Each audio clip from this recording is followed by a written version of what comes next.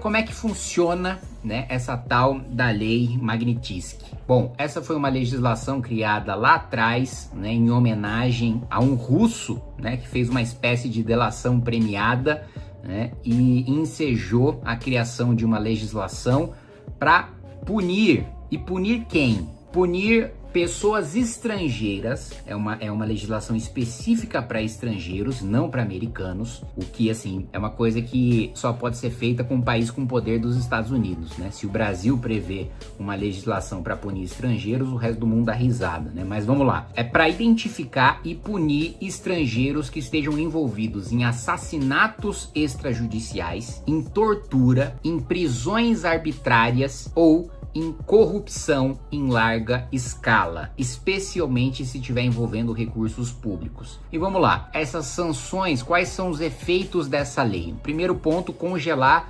ativos em território americano. Então, se você tem uma conta corrente com dinheiro nos Estados Unidos, se você tem investimentos na bolsa americana, se você tem uma casa nos Estados Unidos, qualquer ativo, qualquer bem que você tenha nos Estados Unidos ficam congelados. Proibição de entrada nos Estados Unidos, cancelamento do visto, né? E impedimento de negócios, de negociações com instituições financeiras americanas. E por que isso é muito mais grave, muito mais pesado do que parece? Você pode me perguntar, bom, basta, né, esse ministro do Supremo não ter ativos nos Estados Unidos, nunca querer viajar para os Estados Unidos, pronto. Essa lei não tem consequências maiores. Se, né, esse ministro mantém contas, patrimônio na Europa, né, na Ásia, se ele viaja para outros países que não os Estados Unidos, você pode me dizer que pouco importa a aplicação dessa legislação. Mas tem um detalhe muito importante, que é o último ponto que eu coloquei para vocês sobre instituições financeiras americanas, né? A Lei Magnitsky, ela inclui nesse ponto de instituições financeiras o sistema SWIFT, que é o sistema financeiro internacional. É um sistema que conecta bancos do mundo inteiro, inclusive bancos brasileiros, para transferências internacionais. Para você estar no SWIFT, o banco precisa seguir regras de compliance global, especialmente de sanções dos Estados Unidos, da União Europeia e da ONU. Qualquer banco que tenha ligação com o SWIFT, né, que utilize o SWIFT e que interaja com alguém que seja sancionado, punido pela Lei Magnitsky, é punido com multas bilionárias, né? Então você imagina uma multa de bilhão,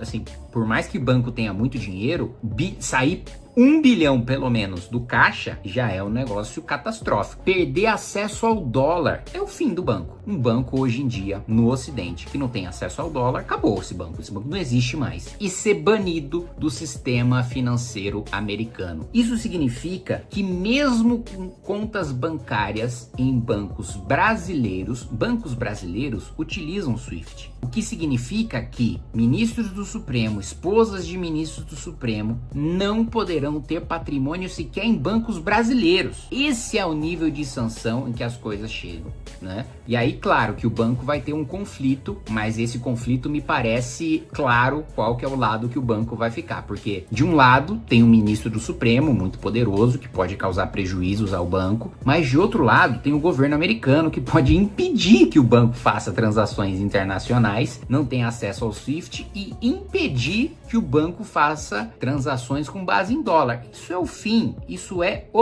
de qualquer banco. Nenhum banco sobrevive sem utilizar o SWIFT e sem ter acesso ao dólar no Ocidente, ainda mais no Brasil, que é um país pobre, é um país subdesenvolvido. Agora, eu preciso falar para vocês que ter uma reação, ter uma sanção ao Supremo por parte de uma nação estrangeira me causa vergonha. E não me causa vergonha pela conduta dos ministros do Supremo, porque a conduta dos ministros do Supremo não me causa vergonha. Aqueles que abusam do seu poder no Supremo me causam indignação. O que me causa vergonha é nós, enquanto nação, não termos um parlamento, nós não termos um Senado que responsabilize ministros do Supremo pelos seus abusos. E da gente precisar, como se fosse um pedinte, como se fosse um mendigo institucional, pedir para que haja uma reação dos Estados Unidos, porque nós não temos nenhuma população mobilizada a ponto de tornar inevitável que a classe política tome uma atitude em relação ao abuso do Supremo Tribunal Federal, e muito menos um Senado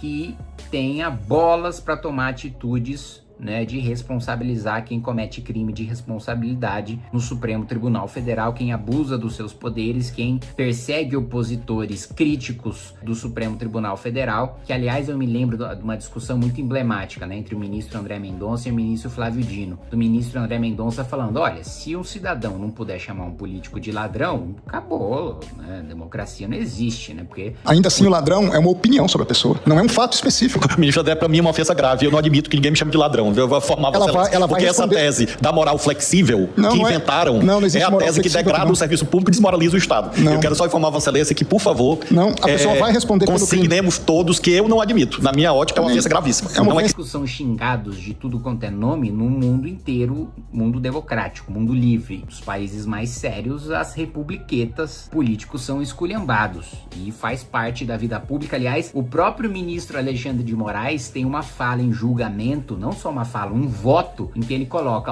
não quer ser criticado, não sai de casa, não quer ser criticado, não disputa a eleição. Quem não quer ser criticado, quem não quer ser satirizado, fique em casa. Não seja candidato, não se ofereça ao público, não se ofereça para exercer cargos políticos. Essa é uma regra que existe desde que o mundo é mundo. Querer evitar isso por meio de uma ilegítima intervenção estatal na liberdade de expressão é absolutamente inconstitucional. Mas, qual que é essa discussão do ministro André Mendonça com o Flávio Dino? O Flávio Dino dizendo, político, beleza, mas e ministro do Supremo Tribunal Federal pode ser chamado de ladrão? Se o cidadão não puder chamar um político de ladrão... E ministro do Supremo pode? Olha só a visão dele, né? O político, tudo bem, o político que, assim, com todos os defeitos de políticos, né? E com todas as críticas que eu faço à esculhambação, que é a classe política brasileira, os políticos são representantes da população e eles devem ser respeitados na medida da dignidade do seu cargo. Eles devem ser respeitados não pela pessoa que eles são, não por serem políticos, não pelo CPF deles. O cargo deles deve ser respeitado. Não é o político, pessoa física, que tem que ser respeitado. A instituição que ele representa, a população que ele representa tem que ser respeitada. O meu eleitor tem que ser respeitado. Não sou eu que tenho que ser respeitado. O meu eleitor tem que ser respeitado. Aí, não. Ele coloca que o ministro do Supremo tem que estar acima disso. Que o ministro do Supremo, que com toda a sua relevância e com toda a sua importância institucional, por mais que muitos desrespeitem o próprio cargo e desrespeitem a própria instituição, também deva ser respeitado, mas não está acima de nenhuma maneira de um parlamentar, de um presidente da república, de um governador, de um prefeito, de alguém que foi eleito para representar a população. E aí o ministro André Mendonça dá uma resposta que eu acho que ele poderia ter sido mais incisivo nisso, mas enfim, pelo menos ele falou algo que é correto, que é, olha, se alguém me chamar de bandido, tem que ser responsabilizado na mesma medida que qualquer cidadão comum que seja chamado de bandido, né, tenha direito à reparação judicial. Eu não sou distinto dos demais. Tá. Ela vai responder... Se o advogado subisse nessa tribuna e dissesse que Vossa Excelência é ladrão, eu ficaria curioso para ver a reação de Vossa Excelência. Ou por um crime, na mesma pena que qualquer cidadão teria o direito de ser ressarcido na sua honra. Ou seja, se o Zezinho da esquina, que tem uma mercearia, que tem um bar, que é CLT, for chamado de bandido, a consequência jurídica tem que ser a mesma pro cara que chama o ministro do Supremo Tribunal Federal de bandido. O que, assim, é muito mais correto do que essa aberração que o Supremo coloca hoje de você criticar o ministro do Supremo ser um atentado contra a democracia e não um eventual crime contra a honra de um ministro do Supremo. Mas eu ainda discordo, eu ainda acho que o ministro do Supremo e um político tem menos direito à honra, tem menos direito à sua imagem pública do que um cidadão comum. Tem direito à honra? Tem. Mas a partir do momento que você é uma pessoa pública, nem precisa ser político, mas é uma pessoa, um influenciador, um ator, uma pessoa cuja profissão envolve diretamente se expor ao público, porque se expor ao público, salvo algumas exceções de pessoas que ficam famosas involuntariamente, mas se expor ao público é uma opção e você precisa lidar com as consequências dessa opção. Portanto, né, o seu direito à honra, e eu tenho inclusive uma legislação em relação a isso, para você ter liberdade de você criticar, inclusive com críticas injustas, né, autoridades públicas, porque faz parte do debate, tem uma legislação nesse sentido. Claro que assim, com esse Congresso nunca vai passar, nunca vai pra frente, mas é importante também eu trabalhar naquilo que eu acredito e não só trabalhar naquilo que é possível ser aprovado. Então, é isso, meus amigos. parece que finalmente vai sim haver uma sanção concreta em relação a alguns ministros do Supremo Tribunal Federal. Vamos ver qual que vai ser a reação da Suprema Corte com esse cenário e qual é que vai ser o atrito com os bancos quando isso acontecer.